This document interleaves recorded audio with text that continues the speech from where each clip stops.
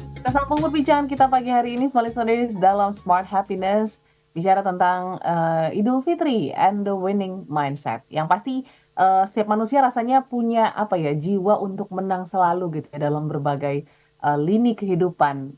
Mungkin itulah yang membuat manusia itu kompetitif banget gitu orangnya. Tapi terkadang apa ya, keinginan untuk menang itu juga harus dipicu dengan hal-hal yang seperti Pak Arfan sampaikan gitu ya. Dari kemarin kita berpuasa, terus juga merayakan hari kemenangan, itu salah satu trigger untuk kita bisa konsisten mengejar kemenangan dalam hidup. Tapi banyak dari kita Pak Arfan yang mungkin merasakan momen kemenangan, terus juga momen private victory tadi gitu ya. Itu ketika ya memang momen bersama-sama gitu ya, kayak Idul Fitri ataupun berpuasa itu kan karena rame-rame kayaknya lebih mudah gitu. Tapi ketika sudah kembali lagi beraktivitas seperti sedia kala tuh kayaknya momen tuh hilang aja gitu dan kita menunggu lagi momen tahun depan. Nah, ini untuk membawa mindset kemenangan tersebut ke dalam lini kehidupan itu seperti apa Pak Arfan? Supaya kita bisa tetap konsisten ya membawa mindset ini. Silakan.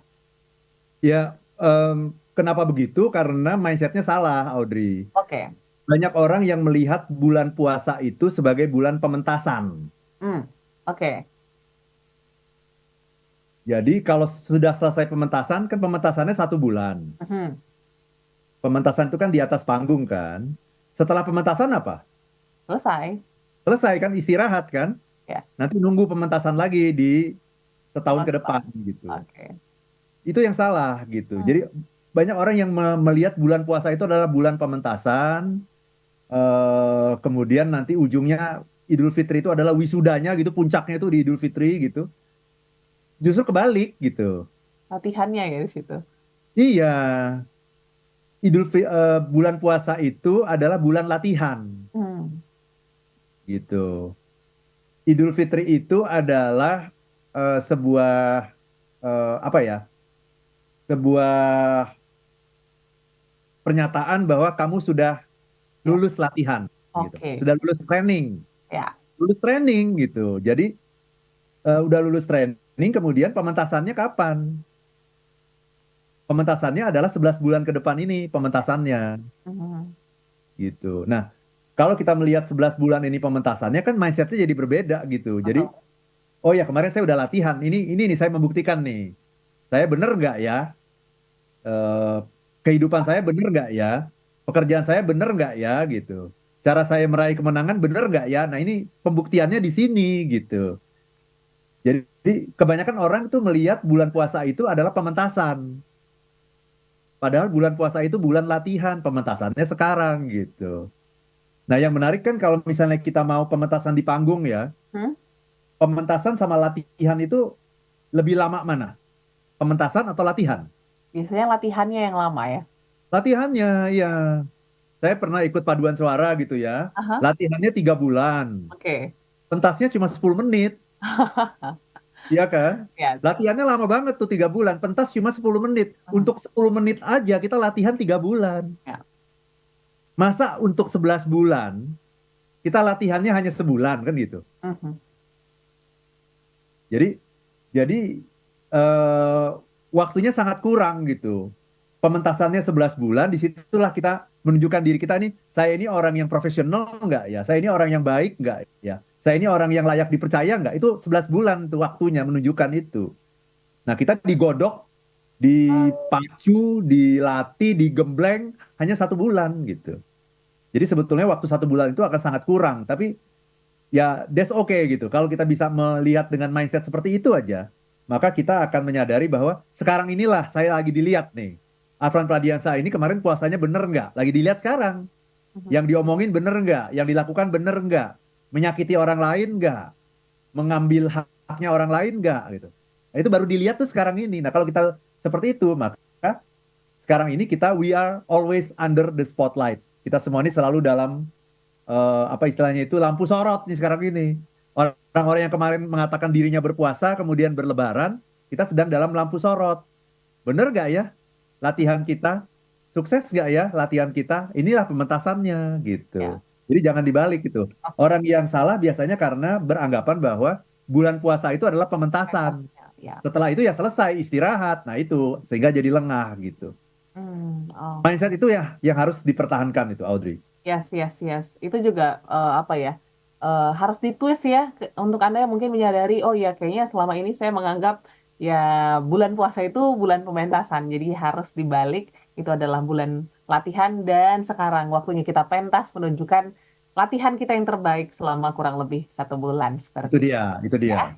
Oke, Pak Arfan, aku izin bacakan beberapa respon yang sudah masuk ya sebelum kita lanjut Silakan lagi. Audrey. Pagi hari ini kita ke YouTube dulu dari Pak Sasongko di Pasar Baru. Selamat pagi. Selamat pagi Pak Arfan. Saya merasa menang saat bisa membahagiakan keluarga tercinta, target kerja tercapai, ibadah lancar, dan bisa selalu bersyukur. Ini dari Pak Sasongko di Pasar Baru. Selanjutnya dari Pak Kukukus Drilo. Selamat Lebaran Syawalan Pak Arfan. Mohon maaf lahir dan batin. Berikutnya juga kita ke WA. Ada dari Pak Alex Andaro. Dari Pontianak dengan cuaca mendung berawan, untuk umat muslim di hari kemenangan itu mereka merayakan Hari Raya Idul Fitri yang maknanya mendapat pahala di bulan Ramadan selama berpuasa 1 bulan dan diwajibkan untuk menebus dosa ataupun bertobat ya. Satu lagi Pak Arfan, ada pertanyaan dari Pak Karmoses. Kemenangan bersama itu apakah masih relevan Pak Arfan dalam suatu kompensasi? Mungkin boleh dibantu, silakan. Ya, yang pertama ya Pak Sasongko, membahagiakan keluarga, kemudian target tercapai, hidup penuh syukur. Ya itulah yang namanya public victory, Oke. kemenangan bersama gitu. Jadi kemenangan bersama itu tidak ada yang dirugikan kalau kita menang bersama, ya. Jadi ini win-win gitu, ya, Oke. win-win. Jadi kalau tadi kebahagiaan saya, kemenangan saya adalah kalau saya bisa membahagiakan keluarga. Berarti kan kemenangan bersama. Betul. Tapi di kantor juga capai target gitu. Jangan Ya. kemudian karena ingin membahagiakan keluarga, sibuk urusan pribadi di kantor tidak capai target. Nah, itu namanya mau menang sendiri saja. Nah, kalau kita ingin sukses dalam hidup ya kita harus menang sama-sama sih. Itu namanya public victory, ya. Jadi tadi kalau Pak Karmoses bilang, ya justru itu rumus dalam kehidupan ini. Hmm. Nomor satu, setiap orang selalu mencari kemenangan. Karena fitrah setiap orang itu adalah menang. Orang itu dilahirkan karena dia sudah menjadi pemenang ketika dia yang terpilih untuk lahir ke dunia. Itu satu. Sehingga dalam diri setiap manusia itu selalu ada keinginan yang bergejolak adalah untuk menang gitu. Ya. Nah, tetapi orang tidak tahu rumusnya sehingga akhirnya apa? Menang sendiri. Menang menghalalkan segala cara. Itulah yang namanya Machiavelli. Menang nggak peduli halal haram, sikat gitu. Nah, itu namanya Machiavelli. Yang penting menang. Jadi dia tidak tahu Oke. bahwa rumus kemenangan itu selalu dimulai dari private victory. Hmm. Dia langsung loncat. Bahkan loncatnya itu bukan public victory, tapi hanya victory saja, kemenangan dia saja, self victory gitu. Dia menang, menang dalam pengertian dia mengenai menang juga adalah mengungguli orang lain, mengalahkan orang lain, Ya. gitu. Padahal kan mengalahkan orang lain itu kan caranya bisa halal, bisa haram kan. Kalau saya ikut tender misalnya, Hmm. saya ikut tender nih dengan berbagai perusahaan, kan ada saja orang yang mencoba-coba untuk nyogok, untuk menyuap kepada panitia tender kan begitu. Dan kemudian dia menang, dan kemudian dia merasa sudah cukup tercapai cita-citanya gitu. Padahal sesungguhnya dia sedang membangun sebuah bangunan yang fondasinya rapuh gitu.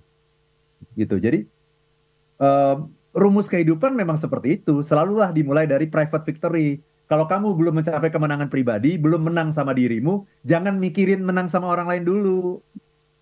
Nah, Oke. itulah yang dilatih dengan puasa. Gimana caranya mencapai private victory? Menang melawan hawa nafsu, menang melawan keserakahan, menang melawan kemarahan kita, menang melawan keinginan kita untuk eh, memperturutkan hal-hal yang buruk, gitu ya. Mengutamakan kesenangan di atas kebahagiaan. Nah, kita menang dulu terhadap diri kita itu. Itu. Nah, kemudian bulan puasa itu ditutup dengan zakat fitrah. Apa itu zakat fitrah? Public victory, menang dalam kaitan dengan hubungan kita dengan orang lain, gitu. Mhm. Nah, ini orang kadang-kadang karena nggak paham itu, nggak paham yang namanya private victory, nggak paham yang namanya public victory, maunya menang sendiri, gitu. Oh. Sehingga dia melompati tahapan-tahapan itu, dan ketika dia menang, ada banyak sekali orang yang sakit hati, ada Hmm. banyak sekali orang yang jadi musuh dia. Kenapa? Karena orang-orang itu merasa dizalimi, gitu. Jadi dia menang dengan cara yang tidak terhormat gitu. Nah, orang-orang yang menang dengan cara tidak terhormat itu, mereka memang bisa menang, tetapi mereka tidak akan pernah bisa mengalahkan yang namanya hukum alam. Apa itu hukum alam? Kepercayaan dari orang sama dia menurun. Jadi walaupun menang tapi dicibir, Mhm. walaupun menang tapi selalu dianggap remeh sama orang lain. Dianggap sebenarnya dia menang karena curang gitu. Jadi nggak ada artinya kan sebetulnya kan kalau kayak begitu kan. Nah itu, jadi kita harus pakai rumus itu dan itu nggak boleh dibalik juga gitu, nggak boleh public victory dulu, nggak boleh. Jadi kalau kita di pesawat itu apa? Pakailah apa? Sabuk pengaman. Pakailah masker Anda, kayak gitu Oke. ya, Yes, sebelum Anda baru menolong anak. menolong orang lain, memakaikan masker kepada anak Anda kan begitu. Nah Oh. itu private victory dulu selalu. Mhm. Karena kalau kitanya aja nggak sehat, gimana kita bisa bantu orang? Kitanya aja nggak fit mentally gitu ya, gimana kita bisa bantu orang? Kitanya nggak bisa menguasai diri kita sendiri, gimana kita bisa menguasai kehidupan ini gitu? Itu Audrey. Yes, jadi semoga menjawab untuk Pak Karboses ya yang ada di Jakarta. Terima kasih. Nanti kita akan lanjut lagi, Small Listeners. Masih ada beberapa pertanyaan gitu ya, Ya. yang pasti juga Small Listeners yang menunggu kesimpulan dari perbincangan kita. Nanti kita akan bahas di sesi terakhir. Jadi jangan kemana-mana, tetaplah bersama kami untuk satu sesi terakhir dalam Smart Happiness. Listeners, untuk sesi yang terakhir sebelum kita lanjutkan lagi tentang the winning mindset dan juga Idul Fitri, kita juga pastinya ingin menang tidak hanya di dunia apa ya, dunia kehidupan kita pribadi gitu, tapi juga mungkin dalam karir, dalam pekerjaan gitu. So, rasanya penting sekali juga untuk kita bisa mendapatkan kemenangan dan kebahagiaan. Mungkin Pak Arfan boleh update kelas terbaru ataupun mungkin yang bisa diinformasikan untuk teman-teman bisa Ya. lebih mendapatkan happiness at work, mungkin silakan Pak Arfan. Ya, ada dua pengumuman dari saya. Yang pertama, kalau teman-teman ingin menciptakan lingkungan kerja yang berbeda di kantor, lebih bahagia, bukan bukan senang ya, Ya, bahagia, bukan nyaman ya, tapi bahagia, bermakna gitu. Anda bisa mengundang saya ke perusahaan Anda, dan Audrey kalau ngundang saya itu saya nggak akan ceramah nanti. oke.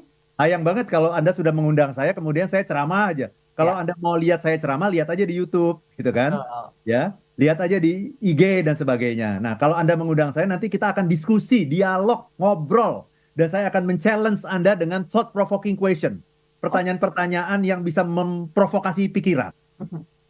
Ya, nanti dengan seperti itu mindsetnya akan berubah nanti, dan saya akan meyakinkan nanti leader-leader Anda di perusahaan bahwa happiness itu penting gitu. Yang penting dicapai dalam pekerjaan itu bukan hanya mencapai KPI, bukan hanya mencapai target, tapi menciptakan suasana yang happy supaya semangatnya itu bisa long lasting dan orang akan melakukan pekerjaan itu dengan mati-matian gitu, ya, dengan militan gitu kalau punya happiness. Mhm. Silakan kalau Anda mau mengundang saya langsung saja ke ILM di 0812 12345 949 0812 12345 949. Nah, itu yang pertama ya, Audrey ya, Oke. untuk happiness at work.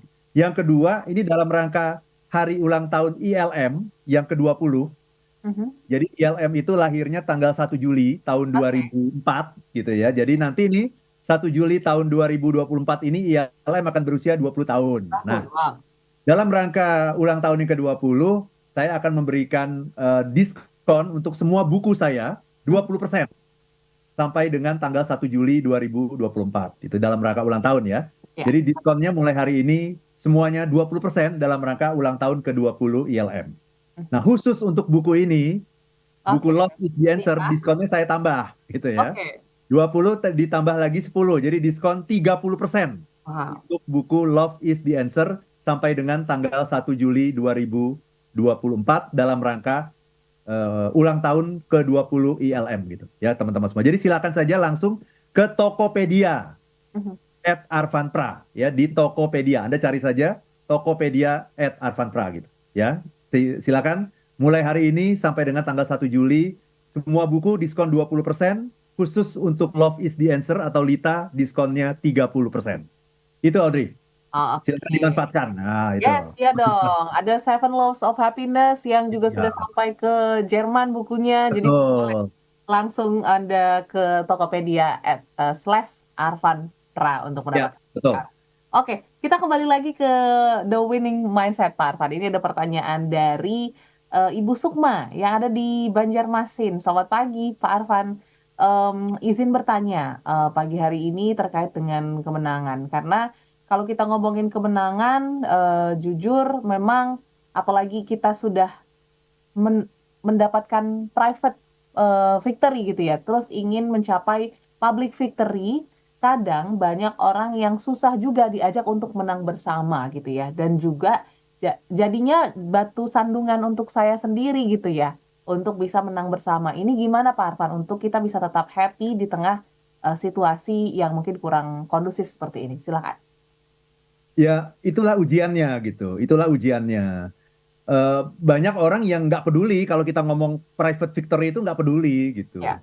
Ngapain sih ngurusin private victory gitu ya? Yang penting kan saya menang gitu.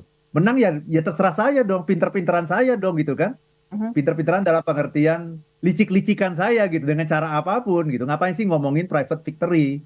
Seolah-olah private victory itu tidak berkontribusi terhadap public victory, seolah-olah begitu gitu. Jadi udahlah yang penting menang lah gitu.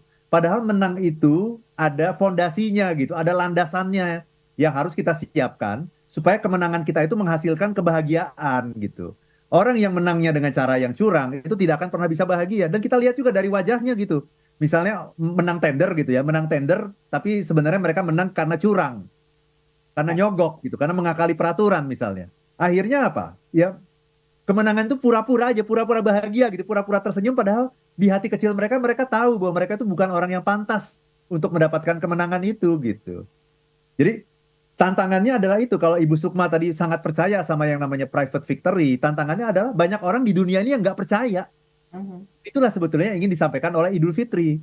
Dan sebetulnya bukan hanya dalam ajaran agama Islam saja sih gitu ya. Ya. Saya kira dalam ajaran agama Kristen, Hindu, Buddha, dan lain-lain itu juga yang paling penting kan agama itu mengajarkan untuk bagaimana kita menang terhadap diri sendiri kan. Itu kan private victory kan. Mhm. Cuma itu dianggap sebagai ajaran agama. Padahal itu menurut saya bukan semata-mata ajaran agama. Itu juga ajaran bisnis.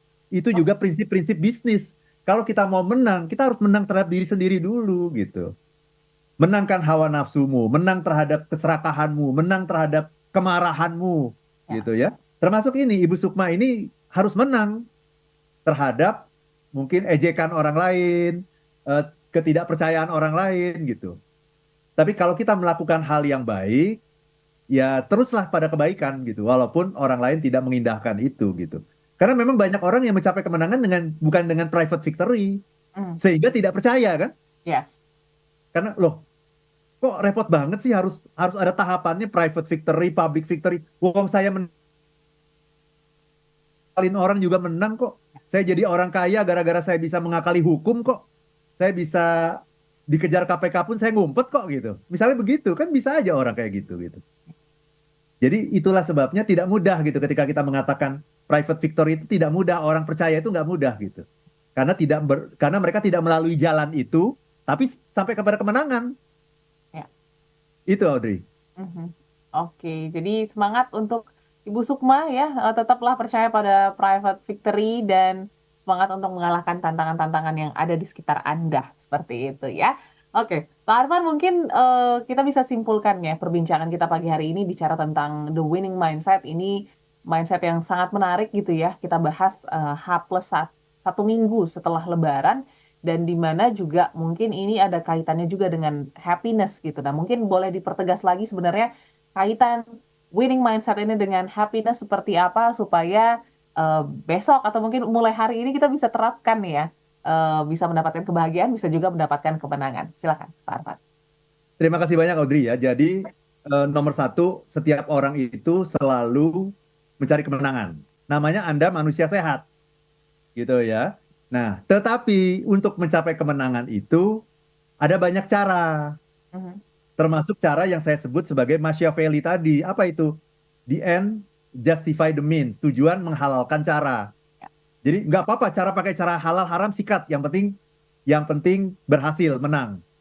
Bahkan ada sebuah slogan gitu yang mengatakan yang halal aja, yang haram aja susah sekarang ini gitu.